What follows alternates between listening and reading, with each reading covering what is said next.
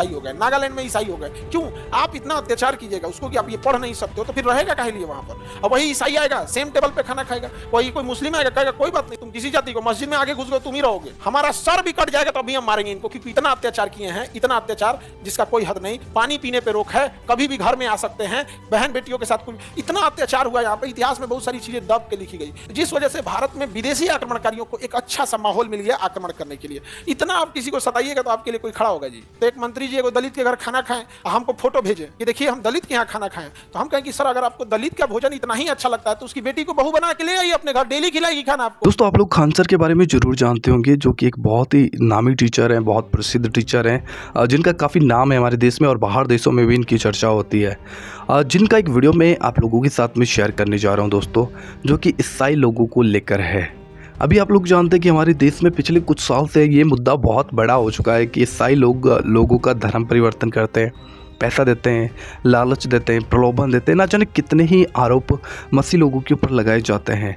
लेकिन दोस्तों इसी बीच जब ऐसे वीडियोज निकल कर आते हैं, जैसे खान सर का ये वीडियो है, तो सच में ये इन्होंने जो बात कही है सोचने वाली बात है।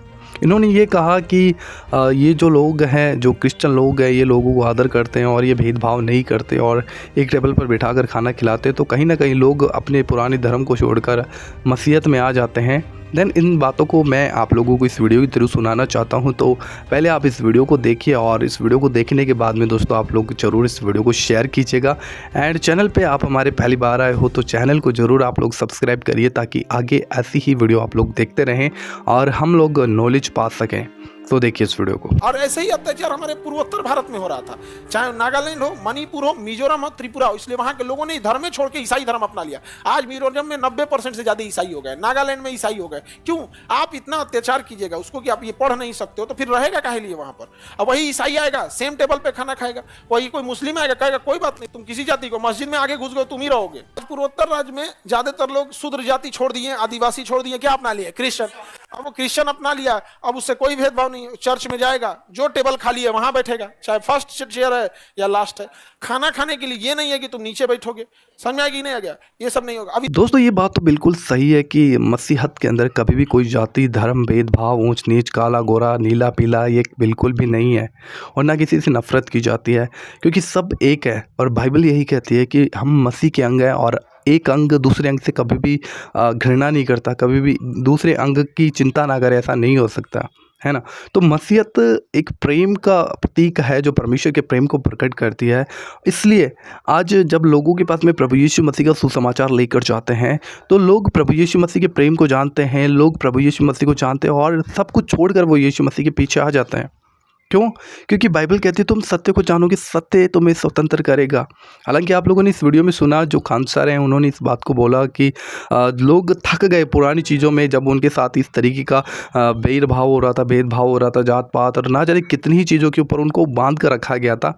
तो लोग बंधन से आज़ाद होना चाहते हैं, लोग छूटना चाहते हैं और उन्हें जहाँ पर फ्रीडम दिखती है वो वहाँ पर आ जाते हैं। हालांकि ये बात तो सही है, कोई व्यक्ति भाई क्यों बंधुआई में रहेगा? बिल्कुल नहीं रहेगा, क्योंकि हर एक व्यक्ति को उसका अधिकार है, संविधान भी अधिकार देता है और उसका खुद का पर्सनल अधिकार है उसके पास में कि वो क्या करेगा, क्या चुनेगा, वो उसका खुद का अधिकार है। कहीं ना कहीं हमारा देश का संविधान भी हर व्यक्ति को हक देता है कि वो अपनी इच्छा से किसी भी धर्म को मान सकता है, किसी भी चीज़ पर विश्वास कर सकता है, प्रचार प्रसार कर सकता है, ये हमारे संविधान उसे अधिकार देता है, बिल्कुल। लेकिन बताना चाहता हूँ कि प्रभु यीशु मसीह के पास जब कोई व्यक्ति आता है तो वो धर्म बदलने के लिए नहीं आता। बाइबल कहती है कि जब आप पढ़ते हो रोमियो 10 उसकी 9 आयत जब आप पढ़ते हो, तो बाइबल कहती है कि जो कोई इस बात के ऊपर विश्वास करे कि परमेश्वर ने यीशु मसीह को मरे हुओं में से जिलाया, तो वो निश्चय उद्धार पाता है। जब कोई व्यक्ति इस बात के ऊपर विश्वास करता है कि यीशु मसीह मेरे लिए मारा गाड़ा गया और मुर्दों से तीसरे दिन जी उठा, वो व्यक्ति उद्धार पाता है। और सही मायने में अगर हम मसीहत को देखें बाइबल के अकॉर्डिंग, तो मसीहत धर्म परिवर्तन नहीं है, या फिर कोई संगठन, कोई संस्था या फिर कोई पंथ नहीं बोल सकते। बट हम ये बोल सकते हैं कि एक साल्वेशन का एक झुंड, जिन्होंने साल्वेशन पाया, जिन्होंने उद्धार पाया और जो परमेश्वर को फॉलो करने वाले हैं। जैसे विश्वासी कहते हैं लोगों को, तो विश्वास जो प्रभु यीशु मसीह को बिना देखे उनके ऊपर विश्वास करते हैं और विश्वास करते हैं कि प्रभु यीशु मसीह मेरे लिए मारा गाड़ा गया और मुर्दों से तीसरे दिन जी उठा, और निश्चय मैं इस बात के ऊपर विश्वास करता हूँ और प्रभु यीशु मसीह आने वाला है और वो मुझे स्वर्ग में लेकर जाएगा। इसलिए वो इस बात के ऊपर विश्वास करता है और इसलिए वो विश्वास से चलना शुरू करता है प्रभु यीशु मसीह के वचन के अनुसार। तो बाइबल के अकॉर्डिंग उनको विश्वास ही कहा जाता है, लेकिन संसार ने उनको एक नाम दे रखा है क्योंकि ईसाई है। लेकिन बाइबल कहीं भी ईसाई नाम के शब्द को दिखाती नहीं है कि ईसाई ऐसा था है, बिल्कुल भी नहीं। हाँ, मसीह कहते हैं क्योंकि हम मसीह यीशु के फॉलोअर्स हैं, मसीह यीशु को हम फॉलो करते हैं, इसलिए हमें मसीह भी कहा जाता है और हमें विश्वासी भी कहा जाता है। हालांकि ऐसा कुछ भी नहीं है कि कोई भी विश्वासी प्रभु यीशु मसीह के अंदर आता है तो उसे पैसा दिया जाता है, उससे प्रलोभन दिया जाता है, लालच दिया जाता है, बिल्कुल भी नहीं। लेकिन ये बात बिल्कुल सच है कि आप जब प्रभु यीशु मसीह के पास आते हो, आपको प्रेम मिलता है, आपको भाईचारा मिलता है, आपको शांति मिलती है, आपको आपके ऊपर दया होती है ना। लोग आपके हर दुख सुख में आपके साथ में खड़े होने का प्रयास करते हैं। हालांकि ये ऐसा नहीं है कि किसी को धर्म परिवर्तन के लिए किसी को उकसाया जा रहा है, किसी को लालच दिया जा रहा है, किसी को प्रलोभन दिया जा रहा है, बिल्कुल भी नहीं। क्योंकि बाइबल कहती है कि जो कोई अपने भाई से प्रेम नहीं करता वो हत्यारा है और हत्यारे में अनंत जीवन नहीं होता। और जो लोग प्रभु यीशु मसीह को फॉलो करते हैं वो इस बात को जानते हैं कि अगर मैं यीशु मसीह के ऊपर विश्वास करता हूँ तो मैं जिस मनुष्य के साथ में रहता हूँ, जिस मनुष्य को मैं देखता हूँ, अगर उससे प्यार नहीं करता तो जिस परमेश्वर को मैंने देखा ही नहीं, क्या उससे प्यार करूँगा। और ये प्रभु ने भी कहा है कि तुम जिस मनुष्य को देखते हो अगर तुम उसी को प्यार नहीं करते तो तुमने मुझे तो देखा ही नहीं, मुझसे क्या प्यार करोगे। तो मसीहत यही है कि प्यार है, उद्धार है, परमेश्वर का एक मार्ग है जिसमें आकर आप प्रभु यीशु मसीह को पा सकते हो। आकर मतलब धर्म परिवर्तन करके नहीं, आप अपना मन परिवर्तन करके प्रभु यीशु मसीह के पास आ सकते हो। प्रभु यीशु मसीह ने ये सुसमाचार प्रचार किया था, मन फिराओ क्योंकि स्वर्ग का राज्य निकट है। उससे पहले जो यूहन्ना बपतिस्मा देने वाला आया था उन्होंने भी यही प्रचार किया था, मन फिराओ क्योंकि स्वर्ग का राज्य निकट आया। और जब यीशु मसीह गए थे स्वर्ग में तो चेलों को यही कहकर यीशु मसीह ने सुसमाचार के लिए भेजा था, जाओ लोगों के प्रचार करो, सब जातियों में प्रचार करो कि मन फिराओ क्योंकि स्वर्ग का राज्य निकट आया है। और जो कोई विश्वास करे उन्हें पिता पुत्र पवित्र आत्मा के नाम से बपतिस्मा दो। तो इस सब बातें विश्वास की है और यहाँ पर किसी के ऊपर थोपा नहीं जाता विश्वास कि तुम ज़बरदस्ती विश्वास करो। नो, जिसको साल्वेशन चाहिए, जिसको उद्धार चाहिए, जो प्रभु यीशु मसीह को अपना उद्धार करता मानता है और जो मानता है कि हाँ यीशु मसीह मेरे लिए पापों के लिए मारा, गाड़ा गया और मुर्दों से जी उठा, वही व्यक्ति उद्धार पाता है सही मायने में।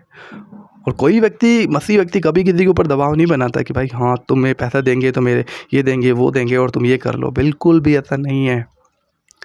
बहुत से लोग आरोप लगाते हैं कि ये लोग पैसा देते हैं। आप जाइए चर्च में बैठिए और आप सुनिए कि चर्च के अंदर क्या बातें होती हैं, क्या उनको सिखाया जाता है। हाँ, ये तो ज़रूर सिखाया जाता है कि आप बुराई से कैसे बचकर रह सकते हो, कैसे आप संसारिक अभिलाषाओं से बचकर रह सकते हो। हाँ, कैसे कि आप शारीरिक अभिलाषाओं से बच सकते हो, कैसे आप दूसरों के हित में खड़े हो सकते हो, ये तो ज़रूर सिखाया जाता है। लेकिन ऐसा बिल्कुल भी नहीं सिखाया जाता कि आप लोग किसी की निंदा करो, किसी की बुराई करो, किसी के ऊपर दबाव डालकर किसी को धर्म परिवर्तन करने के लिए उकसाया जाता है। ऐसा बिल्कुल भी चर्च के अंदर नहीं होता। अगर होता तो आज लोगों के पास में बहुत से सबूत होते हैं। लोग सिर्फ थ्योरी करते हैं, थ्योरी बोलते हैं, बातें बोलते हैं, लेकिन कोई उनके पास साइंटिफिक प्रूफ नहीं है कि हाँ मसीहत ऐसी है। लेकिन ये खान सर ने बिल्कुल सही बात कही कि जब कोई व्यक्ति यीशु मसीह के ऊपर विश्वास करता है तो उसे प्यार मिलता है, बिल्कुल प्यार मिलता है। पर वो प्यार इसलिए नहीं है कि उसका धर्म परिवर्तन किया जा रहा हो, उसको उकसाया जा रहा हो, बिल्कुल भी ऐसा नहीं है। हाँ, प्रभु यीशु मसीह ने हमें प्यार करने के लिए सिखाया और प्रभु ने कहा प्यार से उत्तम क्या है, कुछ ही नहीं है। तो प्रभु ने कहा प्रेम को छोड़कर किसी बात में किसी के कर्जदार मत होना।